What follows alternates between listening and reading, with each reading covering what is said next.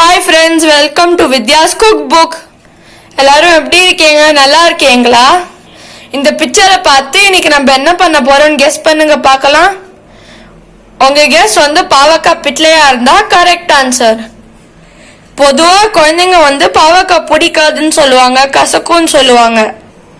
அதனால பாவக்காவை இப்படி பிட்லை ஆக்கி கொடுத்துடலாம். இந்த மாதிரி பிட்லையா பண்ணோம்னா குழந்தைங்களுக்குலாம் ரொம்ப பிடிக்கும். ஏன்னா கசப்பு கூட கொஞ்சம் குறைஞ்சிரும். வாங்க பாவக்காய் பிட்லை எப்படி பண்றதுன்னு பார்க்கலாம். பாவக்காய் பிட்லைக்கு தேவையான பொருட்கள்: 200 கிராம் பாவக்காவை உப்பு மஞ்சள் பொடி போட்டு நல்லா குழைய வேக வச்சிருக்கேன். அடுத்தது 150 கிராம் தோரம் பருப்பை நல்லா குழைய மஞ்சள் பொடி போட்டு வேக வச்சிருக்கேன். 150 கிராம் சென்னாவை நல்லா ஒரு 5 விசில் விட்டு உப்பு போட்டு வேக வச்சிருக்கேன். லெமன் சைஸ் புளியை எடுத்து இதோ இந்த மாதிரி கரைச்சி வச்சிருக்கேன்.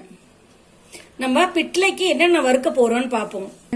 4 வரமிளகா, 2 டேபிள் ஸ்பூன் தனியா, 2 டேபிள் ஸ்பூன் கடலைப்பருப்பு, 2 டேபிள் ஸ்பூன் தேங்காய், 10 மிளகு, 1/4 டீஸ்பூன் ஜீரகம், குழம்புக்கு மஞ்சப்பொடி 1/4 டீஸ்பூன், உப்பு தேவையான அளவு, பெருங்காயம் 1/4 டீஸ்பூன், எண்ணெய் 3 டேபிள் ஸ்பூன், கடுகு 1 டீஸ்பூன், உளுத்தம்பருப்பு 1/4 டீஸ்பூன், 1 வரமிளகாய். இதெல்லாம் நம்ம தாளிக்கிறதுக்கு எடுத்து வச்சிருக்கோம்.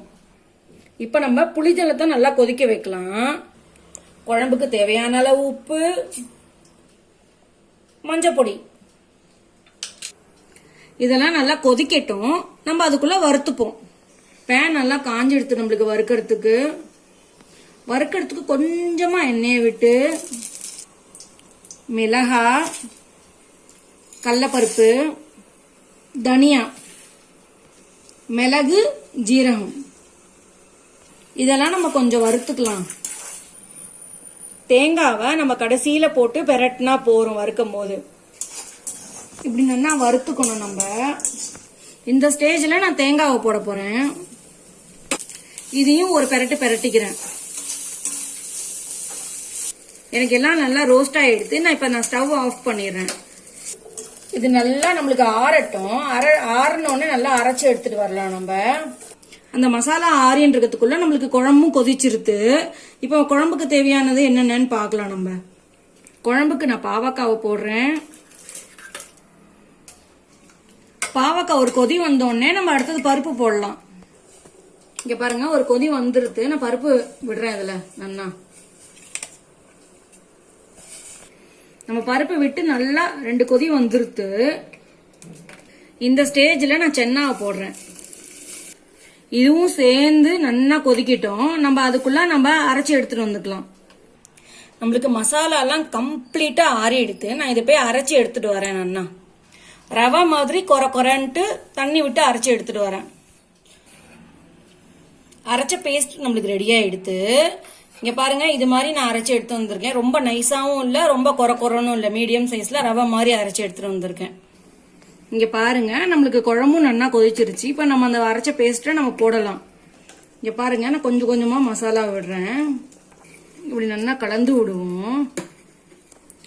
ஜார் அலமின ஜலத்தையும் இதுல நான் விடுறேன். எல்லாம் சேர்ந்து ஒரு 2 நிமிஷத்துல இருந்து 3 நிமிஷம் ஒத்து கொதிக்கட்டும். நான் மீடியம் ஃப்ளேம்ல வச்சு கொதிக்க வச்சிருக்கேன். 3 நிமிஷம் நல்லா கொதிச்சிருச்சு. நான் இப்போ கொஞ்சம் பெருங்காயம் போட்டுக்கிறேன். நல்லா கலந்து விட்டுக்கிறேன். நான் கொஞ்சம் கொத்தமல்லி கருவேப்பிலை எடுத்து வச்சிருக்கேன். அதை நான் தூவி இறக்க போறேன். அதுக்கப்புறம் நம்ம தாளிச்சுக்கலாம். இதையும் நம்ம கலந்து ஒரு கலர் இப்படி நல்லா கலந்து விட்டுப்போம். அருமையான பாவக்காய் பிட்ல ரெடி ஆயிடுது. நான் தாளிக்கிறதுக்கு கடாய் நல்லா சூடு ஏறினோடனே நான் எண்ணெய் விட்டுக்கிறேன். எண்ணெய் நல்லா காஞ்ச உடனே மிளகா, கடுகு, உளுத்தம்பருப்பு நல்லா தாளிச்சுக்கலாம். இதெல்லாம் இங்க பாருங்க, நல்லா நம்மளுக்கு வெடிஞ்சிருச்சு கடுகு. நான் இந்த நேரத்தில் சுவிட்ச் ஆஃப் பண்ணிக்கிறேன். இதை நான் குழம்புல விட்டுக்கிறேன். நம்மளுக்கு அருமையான ருசியான பாவக்காய் பிட்ல ரெடி ஆயிடுது ஃப்ரெண்ட்ஸ். தேங்க்யூ ஃப்ரெண்ட்ஸ், இந்த வீடியோ பார்த்ததுக்கு. லைக், ஷேர் அப்புறம் சப்ஸ்கிரைப் பண்ண மறந்துடாதீங்க. இந்த ரெசிபி உங்களுக்கு பிடிச்சிருக்கும்னு நினைக்கிறேன். Take care. பாய் பாய்.